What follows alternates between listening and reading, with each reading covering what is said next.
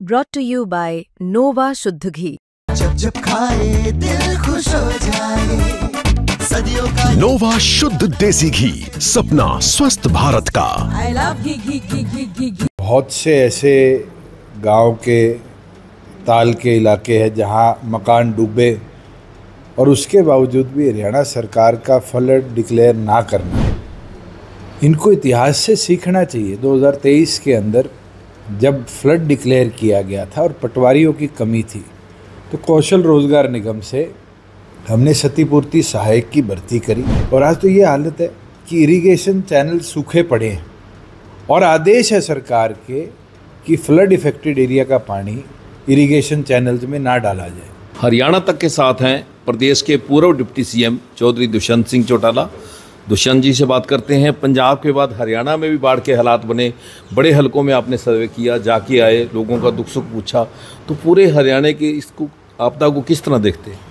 देखिए, 18.5 लाख एकड़ से ऊपर ज़मीन इस बार जलमग्न हुई और बहुत से ऐसे गांव हैं जहां रिहायशी इलाकों में आज भी पानी खड़ा है और बहुत से ऐसे गांव के ताल के इलाके हैं जहां मकान डूबे और उसके बावजूद भी हरियाणा सरकार का फ्लड डिक्लेयर ना करना एक बहुत बड़ा फेलियर रहा है। 2023 में भी हमने ये सिचुएशन देखी थी, इस बार से कम रेनफॉल था, मगर उस समय 12 ज़िलों को फ्लड डिक्लेयर कर कर जो हमने मदद करी, उसने कहीं ना कहीं आम आदमी को 7 दिन के अंदर सहायता पहुंचाई भी और उसकी अर्थव्यवस्था को बचाया। मुझे हैरानी है कि मुख्यमंत्री का कल बयान आया कि 15 तारीख से हम गिरदावरी शुरू करेंगे और 15 दिन का ये प्रोसेस है।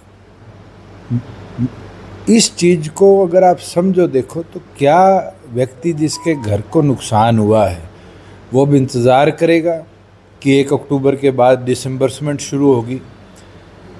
इनको इतिहास से सीखना चाहिए। 2023 के अंदर जब फ्लड डिक्लेयर किया गया था और पटवारियों की कमी थी, तो कौशल रोजगार निगम से हमने क्षतिपूर्ति सहायक की भर्ती करी और 7 दिनों में पूरे हरियाणा का सर्वे कर कर हमने प्रत्येक व्यक्ति को जिसके आर्थिक हानि या पशुधन की हानि हुई या फसल की हानि हुई, उसको मदद देने का काम किया और विदिन 7 डेज़ अगर पूरा एकड़ भी ख़राब था तो 50% पेमेंट डीबीटी के माध्यम से उसके खाते में भिजवाई और उससे फ़ायदा मिला कि किसान पानी उतरते ही ऑल्टरनेटिव क्रॉप में गया जो 60 दिन के अंदर पके।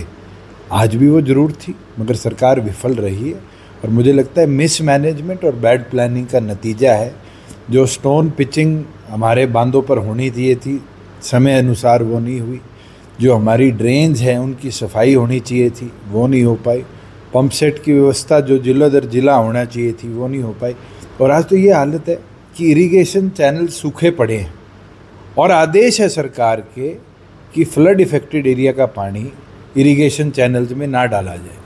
मैं 4 दिन पहले धनाना जाके आया। धनाना से और 3 ऐसे वाटर कोर्सेज जाते हैं जो बिल्कुल सूखे हैं, मगर खुद इरिगेशन मिनिस्टर के आदेश अनुसार दादरी पुलिस ने आकर पंपिंग को रुकवाने का काम किया। इसका मतलब तो सरकार खुद चाहती है लोग डूबे रहें।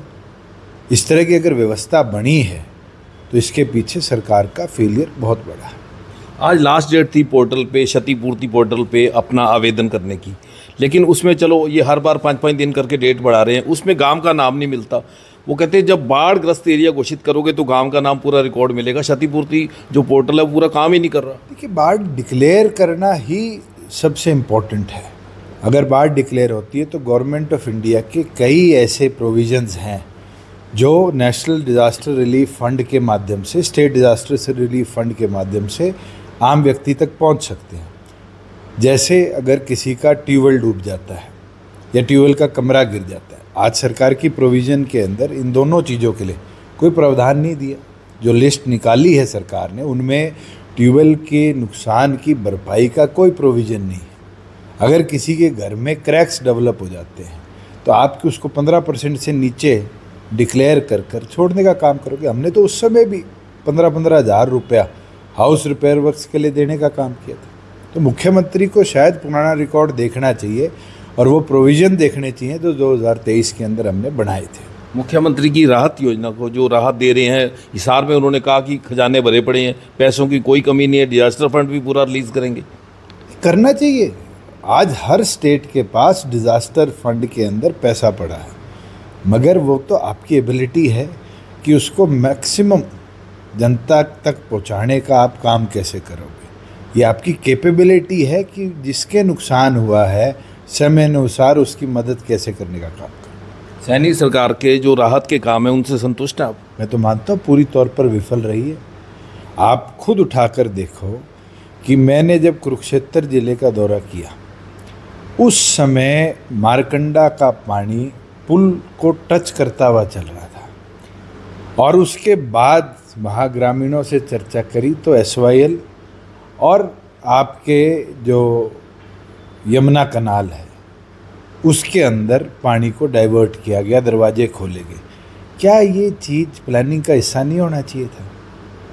क्या सरकार के इरिगेशन के अधिकारियों की जिम्मेवारी नहीं बनती कि जब आप अपने डेंजर लेवल से ऊपर चलते हैं और आपको पता है कि अब बांध टूटेंगे तो ऑल्टरनेटिव वाटर कोर्सेज को डाइवर्ट कर कर आप इन चीज़ों से बच सकते हैं।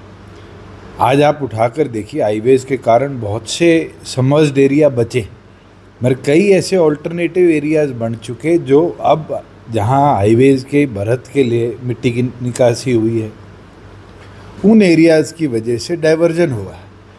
तो जो नए कॉन्ट्यूरिंग है क्या उसके बारे में प्लान करना सरकार का कर्तव्य नहीं बनता था?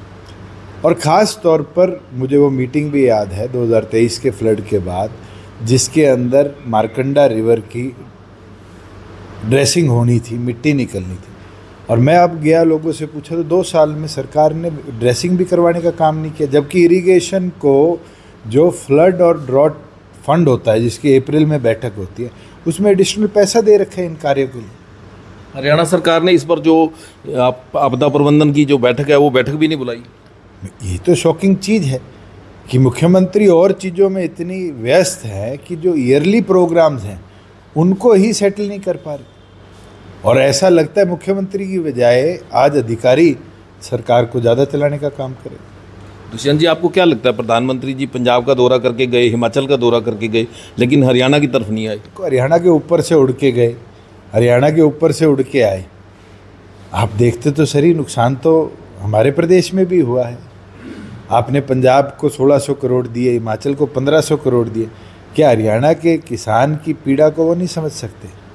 और ये चीज़ आज की नहीं है, बहुत ऐसे विषय रहे हैं जिसके अंदर केंद्र सरकार ने हरियाणा को पूरी तौर पर इग्नोर करने का काम किया। पंजाब को 1600 करोड़ दिए, लेकिन बिहार जहाँ चुनाव हो रहे हैं वहाँ 7616 करोड़ दिए। ये तो साफ दिखता है। हिमाचल के मुख्यमंत्री का मैं बयान सुन रहा था कि 60 से ऊपर बादल फटने की घटनाएं हिमाचल प्रदेश में हुई है। ये भी हमने टीवी के और सोशल मीडिया के माध्यम से देखा है कि सैकड़ों सड़कें टूटी है जी। क्या हिमाचल जैसे प्रदेश में 1500 करोड़ रुपए में आप सिर्फ रोड रिपेयर वर्क्स भी करा पाएंगे? हानि जो जान माल की हुई है उसकी भरपाई तो बहुत दूर की बात है। जहाँ कनेक्टिविटी नहीं डेवलप हो पा रही उन स्टेटों को विकसित करने के लिए क्या प्रोविज़न बनाना केंद्र सरकार का काम नहीं था? आज बिहार क्योंकि चुनाव का स्टेट है, हर योजना बिहार के लिए है। थोड़े दिनों बाद तमिलनाडु आ जाएगा, केरला आ जाएगा, बंगाल आ जाएगा। इसका मतलब तो केंद्र सरकार सिर्फ अपना फोकस उन्हीं स्टेटों पे रखेगी जिनमें अपकमिंग इलेक्शंस हैं। दुष्यंत जी, आपके हिसाब से प्रति एकड़ क्या मुआवजा होना चाहिए? देखो, मैं भगवंत मान जी की एक चीज़ तो मानता हूँ, जब 7,500 रुपये मुआवजा था 2023 में केंद्र सरकार का, हमने दुगना किया था, 15,000 रुपया प्रति 1 एकड़ दिया था। आज भगवंत मान ने उस चीज़ को 20,000 एकड़ किया। आर्थिक तौर पर हम पंजाब से बहुत समृद्ध हैं, GST कलेक्शन हो, वैट कलेक्शन हो, हरियाणा उनसे दुगना लेता है। तो क्या हम अपने किसान को पंजाब से अधिक नहीं दे सकते थे? अरे 20 का 21,000 ही दे देते, किसान को आर्थिक मदद तो कर पाते। कहने में तो मैं 50,000 भी कह दूँ जी, मगर आज पंजाब के बराबर ही मुख्यमंत्री मुआवजा दे दे, वो बहुत बड़ी बात है। भूपिंदर हुड्डा कह रहे हैं 70,000 मुआवजा दो, उनके बेटे कहीं 50 की बात कर रहे हैं, कहीं 60, और लोग कह रहे हैं उनके ज़माने में 5 रुपये का चेक आता था। 1.5 रुपये का 2-2 रुपये का चेक आया हुआ जींद के किसानों ने दर्शाया है, और वो भी 2-2 साल बाद आता था। आज तो टेक्नोलॉजी है डीबीटी की, आज तो 5 मिनट में सरकार एक बटन से प्रत्येक किसान को मुआवजा पहुंचा सकती है। चेक देने की भी ज़रूरत नहीं, वेरिफिकेशन की ज़रूरत है। और जिसने क्षतिपूर्ति पे डाला है, क्षतिपूर्ति सहायक लगाकर, तो आप 7 दिन के अंदर पूरा का पूरा ये प्रोसेस कंप्लीट करा सकते हैं, जिसमें एसडीएम और डीसी तक की वेरिफिकेशन हो सकती है।